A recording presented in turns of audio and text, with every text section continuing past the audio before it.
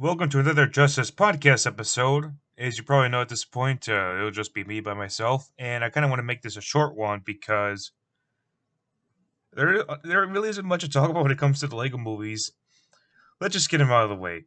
Back in 2014, we used to get ourselves a rather interesting approach in making Lego films. See, a lot of tie-in movies usually relate to CGI versions of the characters on par with the video games, which is fine, but I'm pretty sure people would like to see them tackle the brick film style approach that people have done in stop motions because apart from like the two types of popular stop motions have to be clay motion and brick films, in my opinion. Of course, Transformer stop motions and Marvel Legends stop motions and any other stop motions that have action figures involved are popular, but you're more likely going to see brick films and clay motion be most commonly used. Clay motion because you can do whatever you want. I mean, like that's sort of like the thing we get with Gumby and Wallace and Gromit. But brick films, I think, are some of the most popular because you have small figurines that you can use, the Lego minifigures. You can make any sort of sets you want. You can make any sort of environment, and with the like wide amount of characters you can use, like the wide range of characters, there's a lot of potential that you can have at your disposal. And people were quite happy to see the Lego movie homage the brick film style with the sort of like animations that they go for. Of course, it's not proper brick film stuff. No way they'd do that. But the charm of it just came from how it mimicked that style, even to the point where they have like little fingerprints on the figures. Especially when it turns out by the fact that the film itself is actually like the setting itself is actually taking place within the real world. It's all a kid's imagination, and yeah, let's talk about like the theme of the Lego movie.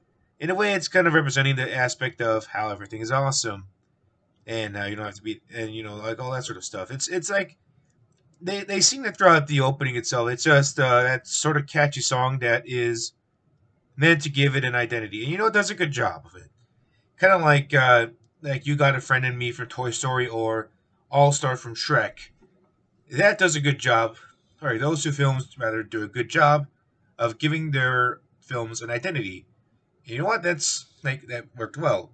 I prefer like the songs from the other movies than I do Everything Is Awesome because it just sort of has that sort of like I don't know how to say this honestly. It makes me think of that sort of catchy song that is cool at first, but then gets like old real fast, which we'll get to in a moment regarding the rest of the films. But yeah, it does its job all right. I don't mind it that much.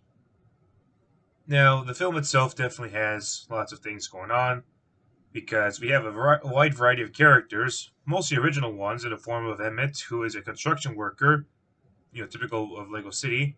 You have Wildstyle, who has quite a lot in common with the Lego minifigures. Not the Lego minifigures in general, but more so the blind bags. Um, we have Lord Business, who definitely is self-explanatory. He's a businessman.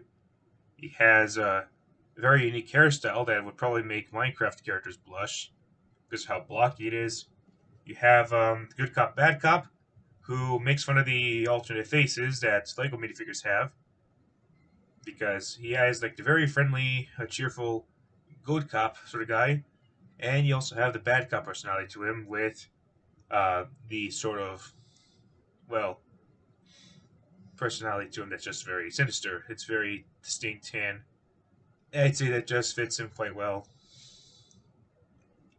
Amusingly, he's voiced by Liam Neeson, who I kind of forget does like comedic roles at times. This being one of them, of course. And I believe there's also one other character. I don't know why his name is escaping me, but he was voiced by Morgan Freeman, and he's this old ancient sage who is very much like one of the characters you'd expect him to be for a mentor type role that dies halfway in a movie, and it's just a character, that sort of thing. I think that is like something that we've seen before, but I like the fact that they're able to change it up with original characters. Amusingly, we have original characters in addition to brand new characters, with the likes of Batman being one of them.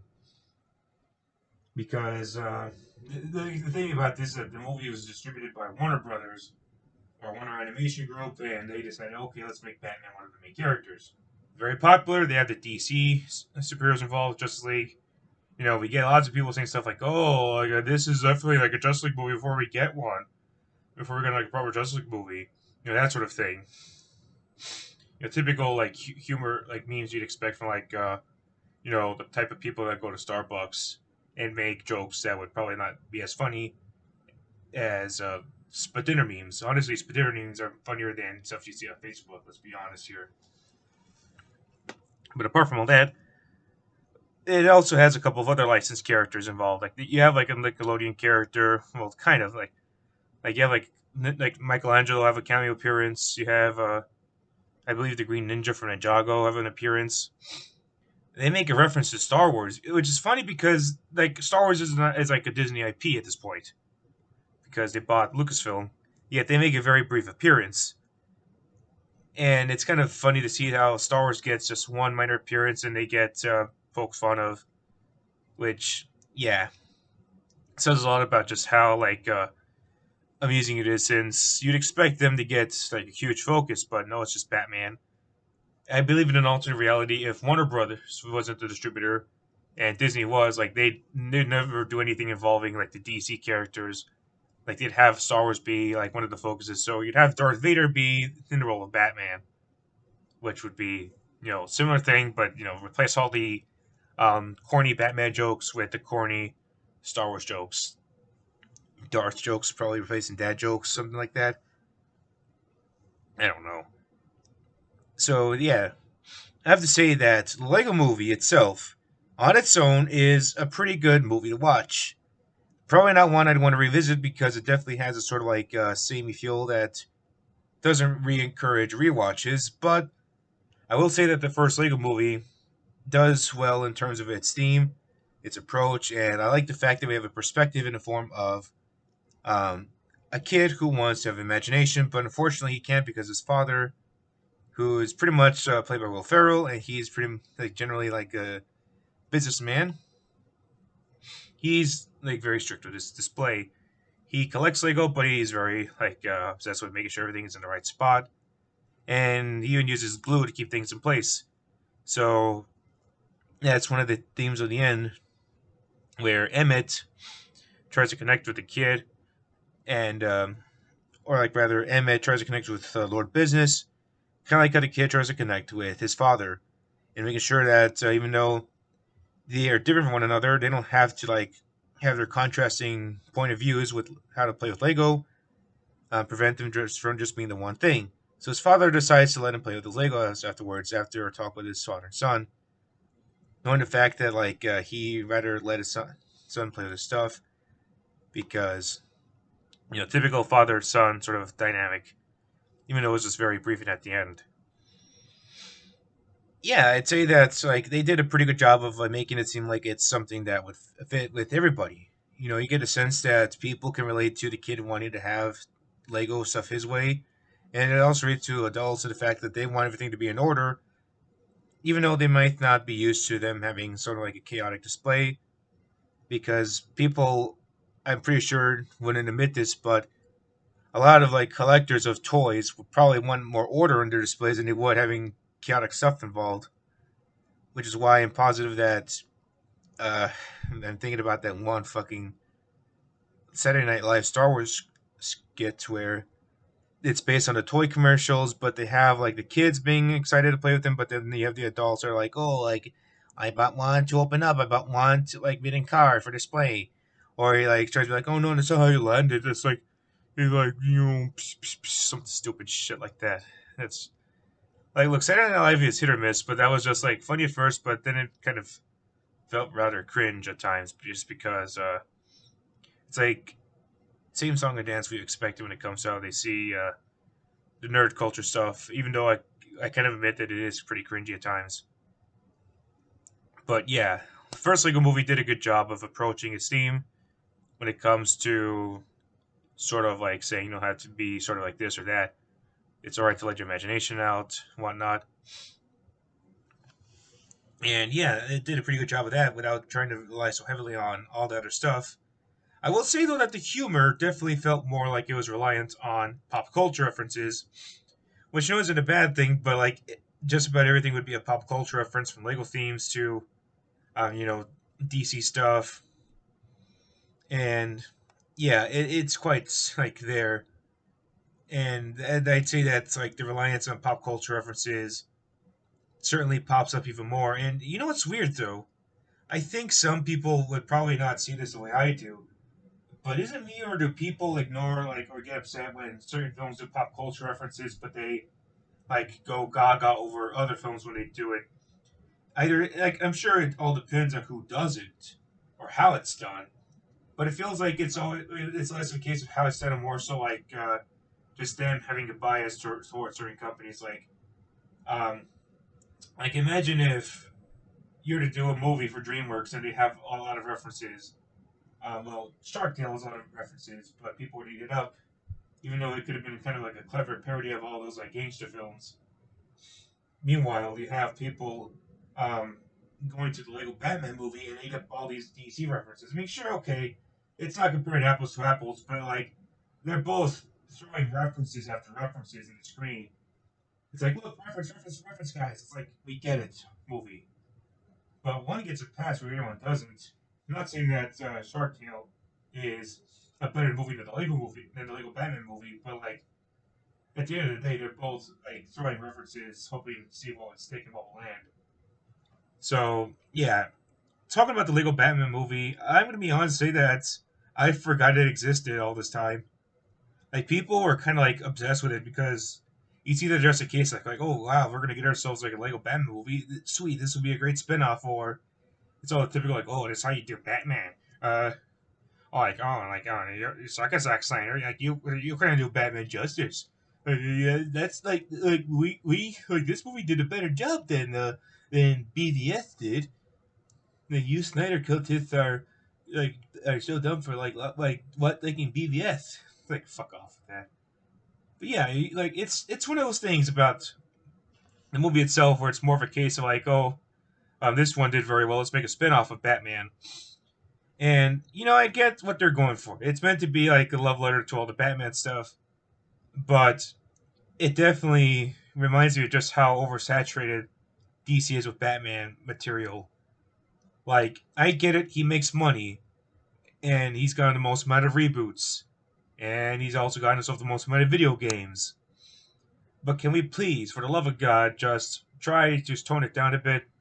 Because I know for a fact that you could, if done right, you can make a good Superman video game or a good Wonder Woman video game, which I'm sure is coming out. And a Flash video game would be interesting to see. Like so much potential for the video games. I mean, we used to get ourselves like a video game for Aquaman at one point. Freaking Aquaman had a video game. Sure, it sucked, but at least it was something to add a bit of diversity to their DC video game portfolio. And yeah, like, it definitely felt like it was reminding me of just how oversaturated the marketing is with Batman stuff. And yeah, it's quite obvious. I mean, sure, I'm sure people would like the new designs of the minifigures, which I will say it's great that they went with their unique route when it comes to designing characters. I'm going to say that they're like the best minifigure designs ever, but I will give them credit for at least being original, such as making Robin sort of have a bit of a homage to, you know, um, Carrie Kelly with the goggles, while still making it a different take on Dick Grayson, who's more in common with Tom Holland than he would any other Dick Grayson actor. Joker having these sort of like crazy, more comedic look to him compared to the somewhat sinister look that Joker's known for. You have Bane, who I think is a pretty good like mix between the typical Bane design as well as having the like trench coat, I believe it is, from The Dark Knight Rises. Is it even a trench coat? I have no idea. So yeah, it is pretty good stuff. I like the creativity that they went for the minifigures, but it definitely felt like another take on the Lego movie just with Batman characters. And as weird as it sounds, when I think about the Lego Batman movie, it reminds me of Planet Sheen, part of the charm with the Lego movie is the fact they have all these different characters that are different from one another. Like you, okay, sure, they're all pre-established tropes that you find in other animated movies. The protagonist who is randomly like plucked into this new adventure, the love interest, the cool guy who turns out to not be quite as cool as the protagonist because they got to make the protagonist like someone that's relatable. You know, the same song and dance we've seen with other animated films, but at least with the characters they're using, it was able to work out quite well, like them being parodies. Whereas with the Lego Batman movie, you pretty much have like DC characters involved, and while it does have a sort of parody feel to it, it's still more or less like just Batman hanging out with other characters that don't quite have the same punch. It's just like simplified or comedified versions of these DC character tropes. But people ate it up, so I guess I'm wrong with that. No, seriously though, people definitely ate that shit up, but then they forgot about it until it's like, oh, you gotta give this movie some clout because they gotta get likes and retweets. So yeah, Lego Batman movie to many is definitely a fun experience, but to me, I just don't quite have the same sort of connection to it. Oh yeah, and I forgot to mention, I know people are gonna be like, oh, by your logic, then like every other superhero movie that doesn't have other superheroes in like a cinematic universe, like is like Planet Sheen too. Like at least there they either establish that it's part of it that they're like have their own characters to work with that are different from one another, or at least they're not trying to be like a comedy. So yeah, that's all I have to say about that sort of level. It's watchable. It's fine if you want to like kill some time, but honestly, I prefer the Lego Batman video games more than I do the movie. And I know a friend who loves Lego Batman movie, probably more than any other incarnation. But I'm sorry, I don't see like what you're seeing. I'm sure you can enjoy no problem, and not let my words like dissuade you otherwise. But if there is one Lego Batman in my mind, it's definitely from the video games, especially the 2008 one. Like, come on now, the 2008 version of Lego Batman looks so good, even for its time. I love the decals. Like, I love the bat symbol that he had. We don't get that anymore. And the fact that it was in Forest Fire 101's stop motion videos, like, sure, they were like infamous for being like explicit in front of kids that probably watched it just because they love Lego Batman. But like, come on, that's way more that's way more iconic. That's just my definitive Lego Batman. The design specifically. Well, I guess you could say like the character too, but like that's a different story. So yeah, the Forest Fire character of Lego Batman, like that one's like, damn. But yeah. Okay, there's also a Ninjago movie. Is it me or was it kind of unnecessary? Like at least the Lego Batman movie, there's a bit of an appeal to having this sort of character. Sure, he exists nowadays just for the sakes of quick gifs to use, as well as having like a lot of gags that involve DC references, and people are like just going to be like, "Oh, that's my favorite Batman," just because he's like said a funny line.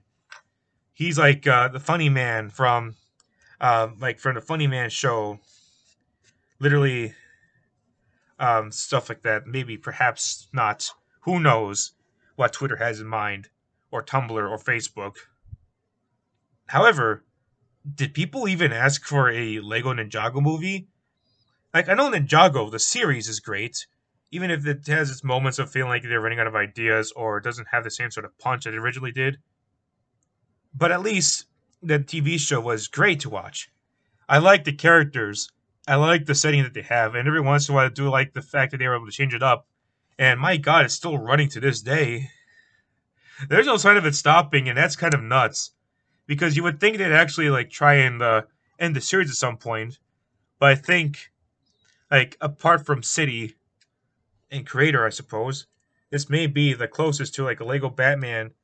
Um, well, not even Lego Batman because like that brand ended. That fucking movie just got that's a crosswire in my mind. What I meant to say is that it might be the closest to like being a long-lasting Lego brand that isn't a licensed theme like Star Wars.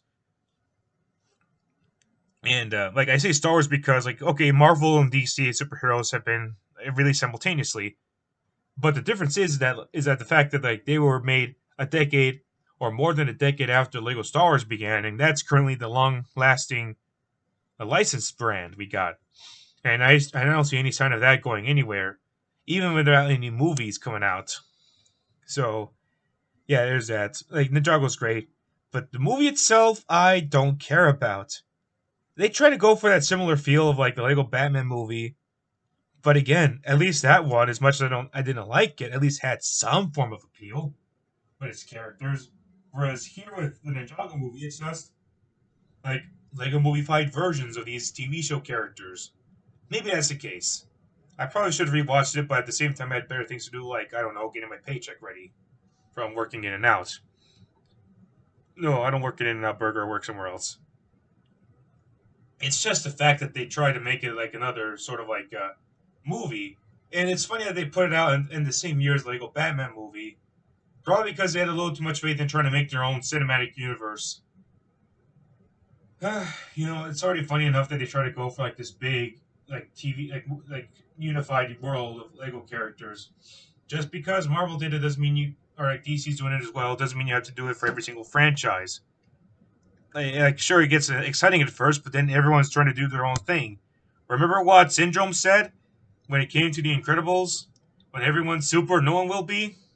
People forgot about that line. And I believe that no one will actually remember the Lego Ninjago movie because it doesn't really have anything that's worth going for. I mean, I guess the minifigure designs being slightly tweaked is kind of a cool thing, but I doubt people actually cared about the movie as much as they did the TV show. It even doesn't have that sort of feeling of like a suddenly successful TV series getting a movie to cash in on it 2 years after it came out, like with the Transformers movie from 1986 or the MMPR movie that came out in 1995.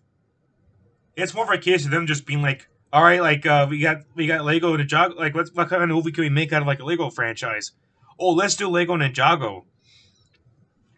There's nothing interesting about it because it's just like Ninjago, but in the style of the Lego movie. We already got something like that with Batman within the same year, and it's just another case of them trying to make some money out of it. Amusingly, though, it appears that the Lego Ninjago movie might have been one of the worst performing films of the series. I'd say that and Lego Movie 2 didn't do so well in the box office. And speaking of, Lego Movie 2 came out 5 years after the original, and let's just say it didn't have that much fanfare to it. Look, there's something you could say about the first Lego movie and say, okay, at least it had something going for it. Whether it's the Everything is Awesome theme, or the characters, or like the pop culture references, or the style. But let's be real here. The Lego movie series is a one trick pony. They try and like repeat the same sort of rinse and repeat formula, and they expect it to like have all the same sort of like wow factor that it got. The problem though is that no one's going to like have the same interest that they had years ago because this movie is just another case of them trying to be like the original, but except it's in the post-apocalyptic setting because like the dude blows invaded the world. That in itself wouldn't necessarily be like a bad thing, but at the same time, like it just has a sort of like like just clock in, clock out feel to it, where not many people just like want to make anything special. It's just there. Like, oh, here's another movie. Like, buy it in theaters or watch it on DVD. It kind of has a feeling of a direct-to-video sequel, where they try to cash in on the success of the original one, but they make a product that's not as good as the original in any way, shape, or form. Like, sure, the animation's the same, and they did try and chuck in a ton of Easter eggs, especially now that we have ourselves like another character of Chris Pratt's of like likeness. Because as if one Chris Pratt voice acted character wasn't enough, we got two of them. Rex Danger is pretty much a reference to all the sorts of like adventurous characters. Uh, yeah, and he also has like elements of like Star Lord and whatever the fuck his name was in Jurassic World. Might as well have saved this for like Lego Movie 3 if they ever got to like put in Mario and Garfield. Because Hollywood thinks that Chris Pratt being the voice actor of every main character for the beloved series is more important than I don't know, using the voice actors of the characters that fit them better. Mm. Lego Movie 2 definitely has a sort of like a feeling where it tries to recapture the spirit of the original, by adding new things and more Easter eggs. And it's funny when we see people actually go crazy for things like, oh my god, they referenced this guy. Like, there's people in the DC community that probably would have been excited to see like the fact that they gave Man new look to him, or like they had Superman involved in some sort of way. The only thing I remember the most is the fact that Harley Quinn's minifigure was designed after the 2016 Suicide Squad movie, and that was the closest we ever got to like Lego DC minifigures that were based on that specific movie. Because the ones they released back in 2016 were nothing like the ones in the movie. They're pretty much your standard comic fare. Which fair enough. Like there wasn't much merchandise material with Suicide Squad apart from the minifigures. And I'm surprised that the fuckers at Warner Brothers didn't try to convince McFarlane or whatever the toy manufacturer is for DC these days to try and link like all the goddamn like plushes of King Shark, because his design looked like chubby as fuck.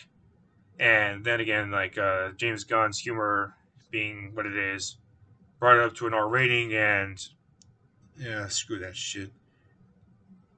Like yeah, Lego Movie 2 is another case of like them just expecting people to eat it up just because the first one was like very good, and they thought of the same thing like Lego Batman. But once again, the film itself just doesn't have the same sort of charm to it anymore. People don't really have the same level of interest that they had back then. I mean, sure, you can say that a movie made 5 years after an original can still be good, but the problem is, though, is the fact that it just feels extremely samey. Like, there's something that interesting about the Lego Movie 2 compared to the first movie, apart from maybe the new minifigures in a different setting. But beyond that, it's just a case of them trying to see how much they can milk out of it before the license was expired. And yeah, it's another thing. Apparently, there were plans to make another Lego Batman movie, as well as making uh, the some sort of Lego race or the 1 million brick or something like that. I'm not entirely sure, but I think the racing themed Lego movie would have had new character designs that I think would probably help the movie do so well, because the over reliance of pop culture references definitely made the film rather uninspiring to some extent. And I do believe that by going for original characters, it probably would have made the film much more interesting all around. Because otherwise, it'd be more of a case of oh, this is a Lego movie, but it's got Batman in it, it's got Lord of the Rings in it, it's got Harry Potter in it, it's got Warner Brothers characters, and I think that sort of inspired the feeling of Space Jam: A New Legacy. Oh my god, you know, I get Warner Brothers. They're trying to be like Disney. They're trying to be like, look, guys, look at all these IPs we got. Oh, we got DC. We got Harry Potter. We got Lord of the Rings. We got all these guys in addition to Looney Tunes. But at the same time, it's just a case of them just being super like uh, like proud of what they've bought, instead of them trying to go for something that's a genuine product. Because okay, admittedly, Lego Movie 2 sucks for different reasons compared to Space Jam Legacy, whatever. Obviously, because Space Jam Legacy has issues, especially when it comes to the fact that its main star LeBron James is just a lame dude all around compared to Michael Jordan. We got different reasons why Movie 2 sucked, and then that's already mentioned. It feels like it feels like a one trick pony. That's the thing. So yeah, I don't blame people if they didn't bother with it. Now Universal is going to be the company that will release Lego movies from here. I'm not sure if they're going to have any sort of say in whether or not they're allowed to use any characters that are originally from Warner Brothers, but I do believe that any sort of Lego movies that we get from Universal are going to be their own thing, which honestly I'm alright with, because if there's one thing to say answering the question on the title, what happened to the Lego movies?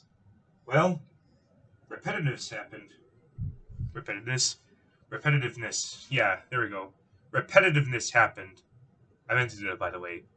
By repeating the same sort of one-trick pony formula that we get with the Lego movies, not many people have the same interest that they did back then, because it was more of a case of still making the same product over and over again. I mean, we can say what we will about the Marvel Cinematic Universe, but at least they try to make something different for each movie. How much of it varies, depending on who's involved, but at least they try and do something. Even if it's more of a case of them continuing the same sort of approach, like new hero, or new sequel, new suits, new powers, new enemy, new post-credit scene. We already know that sort of thing by now. But with Lego Movie, it just continued on with the same sort of fare that people have lost interest in over time. I don't see people actually commenting on that sort of thing because I guess people don't want to badmouth the Lego Movie, but like you can still like the original one and not show the support for or the same sort of love you have for the other ones, because honestly, like there's not much to like look into when it comes to the sequels. They're still repetitive overall. So the fact that they tried to make it the next big thing blew up in their faces, and now they've lost the ability to make Lego movies, with it being passed on to Universal, as mentioned before. So let this be a reminder that if you were to try and make yourself a new series for an animated film project, don't try and go for the same one-trick pony nature. Of course, you don't have to deviate it entirely. Like, you don't have to make the Lego movie suddenly become a grim, dark series. It wouldn't be compatible with it that much. It would be alright if you were like a fan filmmaker doing your own brick films, but if you're going to make something that's meant for like a wide theatrical release for general audiences, don't go for the rinse and repeat formula. Otherwise, Lego Movie itself would have probably become a series that had the samey formula we get with lots of other franchises, like the movie, the Buddies film that has all the puppies from Disney, or Alpha and Omega from some company that has dogs involved. I'm not sure. That's all to say about the Lego Movie and its sequels. Again, the first one did its job all right. I don't care about the Lego Batman movie that much, but at least I can see the appeal for some people. Ninjago movie didn't need to exist, and the Lego Movie 2 is just a one-trick pony, amplified 5 times, because we've seen all the tricks and it just doesn't have the same charm overall. So I'm about to wrap up this episode. It's a very short one, but like then again, with how stale and repetitive the Lego Movie series is, can you blame me? So until then, I'll see you guys next time. Wait, don't forget to subscribe. If you do, I'll give you a headbutt. That's ogre for thank you.